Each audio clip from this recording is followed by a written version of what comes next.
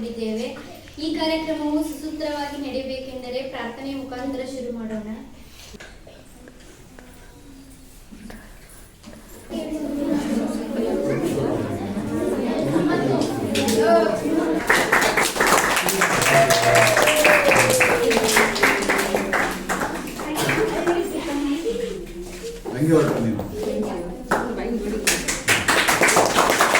ಬ್ರಹ್ಮನಿಗೂ ಮತ್ತೆ ವಿಷ್ಣುಗೂ ಮಹೇಶ್ವರ ಮೂರು ದೇವರುಗಳಿಗೂ ಹೋಲಿಸ್ತಾರೆ ಗುರುನ.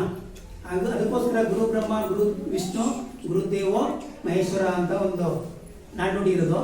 ಜೊತೆಗೆ ಪುರಂದರ ದಾಸರು ಒಂದ್ ಕಡೆ ಹೇಳ್ತಾರೆ, ಗುರುವಿನ ಗುಲಾಮನಾಗುವ ತನಕ ದೊರೆಯದಣ್ಣ ಮುಕುತಿ.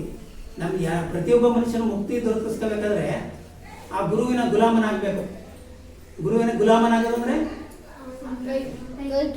ಗುರುವಿನ ಸೇವೆ ಮಾಡಿ ಆ ಗುರುಗಳು ಯಾವ ರೀತಿ ಮಾರ್ಗ ತೋರಿಸ್ತಾರೆ ಆ ಮಾರ್ಗದಲ್ಲಿ ಹೋಗಿ ಅವನು ಮುಕ್ತಿಯನ್ನ ಪಡಿಬೇಕು ಅನ್ನೋದೇ ಅದರಂತ. ಸಾರೋಟು ಅಂತ ಕೇಳಿದ್ರೆ, ಸಾರೋಟು ಗೊತ್ತಾ ನಿಮ್ಗೆ? ಸಾರೋಟು ಅಂದ್ರೆ ಕುದುರೆ ಗಾಡಿ, ರಾಜರನ್ನ ಕೂರಿಸ್ಕೊಂಡು ಆ ತರದ ಕುದುರೆ ಗಾಡಿ ಸಾರೋಟು ಅಂದ್ರೆ. ಆ ತರ ಮಹಾರಾಜರನ್ನ ಕೂರಿಸ್ಕೊಂಡು ಹೋಗಂತ ಸಾರೋಟಿನಲ್ಲಿ ಕಲ್ಕತ್ತಾಗೆ ಅವ್ರಿಗೆ ವರ್ಗಾವಣೆ ಆದಾಗ ಮೈಸೂರಿನ ಮಹಾರಾಜ ಕಾಲೇಜಿನಿಂದ ಹಿಡಿದು ರೈಲ್ವೆ ಸ್ಟೇಷನ್ ಅವ್ರಿಗೆ ಟ್ರೈನ್ ಬುಕ್ ಮಾಡಿಸಿ, ಅವರ ಹಳೆಯ ವಿದ್ಯಾರ್ಥಿಗಳು ಅವ್ರಿಗೆ ಟ್ರೈನ್ ಬುಕ್ ಮಾಡಿಸಿ ಇಡೀ ಪೂರ್ತಿ ಕಾಲೇಜಿಂದ ಊರ್ನೆಲ್ಲ ಮೆರವಣಿಗೆ ಮಾಡ್ಕೊಂಡು ಕುದುರೆಯಲ್ಲಿ ಇಳಿಸಿಲ್ಲ.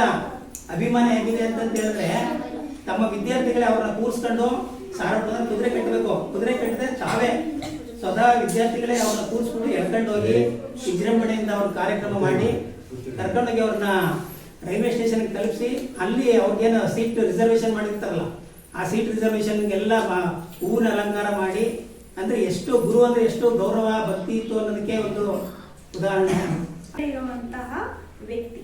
ಆ ರೀತಿ ನಮ್ಮ ಎನ್ವಿರಾನ್ಮೆಂಟ್ ಹೆಂಗೆ ಇನ್ಫ್ಲೂಯೆನ್ಸ್ ಮಾಡುತ್ತೆ ನಮಗೆ ಅಂದ್ರೆ, ನೀವು ಎಂತವ್ರ ಜೊತೆ ಇರ್ತೀರೋ ಆ ತರ ಬುದ್ಧಿನೇ ಬರುತ್ತೆ, ಅದೇ ಇಂಟ್ರೆಸ್ಟೇ ಬರುತ್ತೆ ನಿಮಗೆ.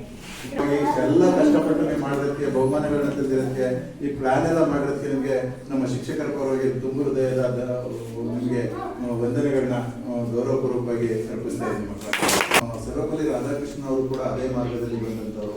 ಅವರ ಜೀವನದ ಏನ್ ದಾರಿ ಇದೆ ಅದನ್ನ ಮಕ್ಕಳೇ ಅವ್ರಿಗೆ ಹೆಚ್ಚು ಹೆಸರನ್ನ ತಂದು ಕೊಟ್ಟಂಥದ್ದು ಅವರ ವಿದ್ಯಾರ್ಥಿಗಳು. ನೀವು ಕೂಡ ಅದೇ ರೀತಿ ಭಾಗವಹಿಸಿ ಮಾಡಕ್ಕೆ ಪ್ರಯತ್ನ ಮಾಡಿದ್ದೀರಿ. ಯಾವತ್ತಿತ್ತು ಇತ್ತು ಅವತ್ತು ಮಾಡಕ್ಕಾಗಲಿಲ್ಲ. ಯಾಕೆ?